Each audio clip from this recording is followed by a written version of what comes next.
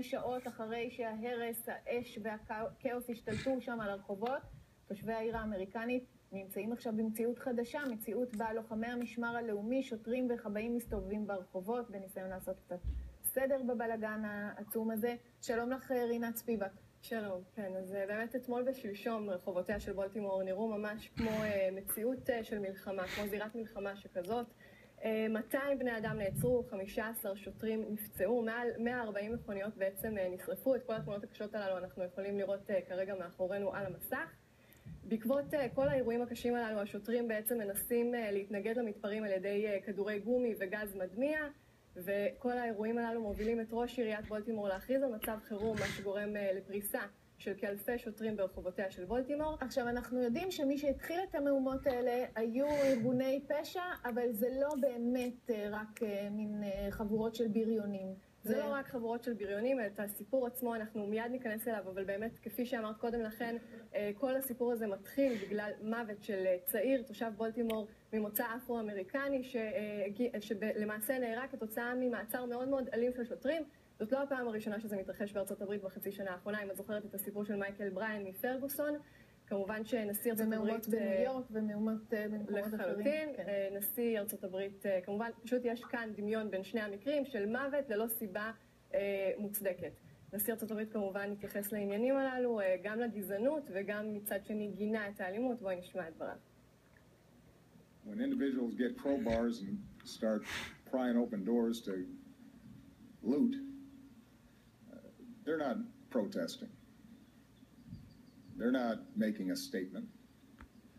They're stealing. We can't just leave this to the police. I think there are police departments that have to do some soul searching. I think there's some communities that have to do some soul searching. But I think we as a country have to do some soul searching. כן, כרגע יש עוצר ברחובותיה של בולטימור, מהשעה 10 בערב עד השעה 5 בבוקר לא ניתן לפי שעה ללכת ברחובותיה של בולטימור, וכל הסיפור הזה, אם אנחנו נכנסים קצת יותר פנימה, מתחיל ב-12 באפריל, כאשר אותו צעיר בשם פרדי גריי, צעיר בן 25, מתהלך ברחובותיה של בולטימור, פתאום הוא מבחין בשוטרים, ומסיבה לא ברורה הוא מתחיל לרוץ, הם עוסקים אותו, ככל הנראה פוצעים אותו, מובילים אותו לבית החולים, ושבוע לאחר מכן הוא נפטר מפצעיו. לאחר העלייה מתחיל גל מהומות שקט כזה, גל הפגנות, ולאחר מכן זה מאבד שליטה משלשום למעשה. אותם צעירים שדיברת עליהם קודם לכן בכנסיות מתחילות בעצם לבצע כל מיני אירועים מאוד מאוד קשים, שרפת מכוניות, שרפת מבנים, בזיזת חנויות וכולי. בינתיים עיריית בולטימור סופגת ביקורת מאוד מאוד קשה, מדוע היא בעצם הציבה את המצב חירום הזה, רק הכריזה בעצם על מצב חירום בשלב כל כך מאוחר. אנחנו מוקדם יותר שוחחנו עם שני ישראלים ששוהים כרגע בבולטימור, שסיפרו לנו שהיום דווקא כוחות הצבא חברו לכוחות המשטרה, מה שגרם להם להתעורר למציאות קצת יותר טובה, אבל הם גם סיפרו לנו מה קרה להם ב-48 שעות האחרונות. בואי תשמעי. כל מי שכאן מרגיש כמו בסרט, כי בדרך כלל זה לא כזה גדול. אתמול, בגלל שהעוצר מתחיל ב-10, אז אני הגעתי הביתה ב-10 ל-10, ממש כאילו נהגנו כמה שיותר מהר בשביל להגיע הביתה.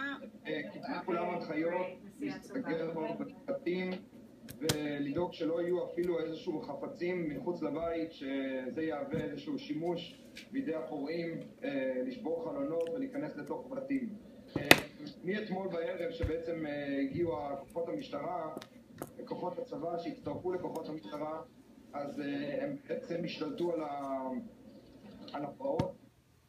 6 השוטרים שהיו מעורבים במעצר הזה בעצם הושעו מתפקידם, וביום שישי הם אמורים להגיע לבית המשפט, מה שגורם לחשש בקרב תושבי בולטימור, מכיוון שבעצם המתפרעים דורשים שהם יקבלו מאסר עולם. במידה וזה לא יקרה, וככל הנראה זה לא יקרה, אנחנו כנראה צפויים לשמוע עוד מהומות שכאלה. ואולי גם בישראל אפשר ללמוד מזה, כשיש מהומות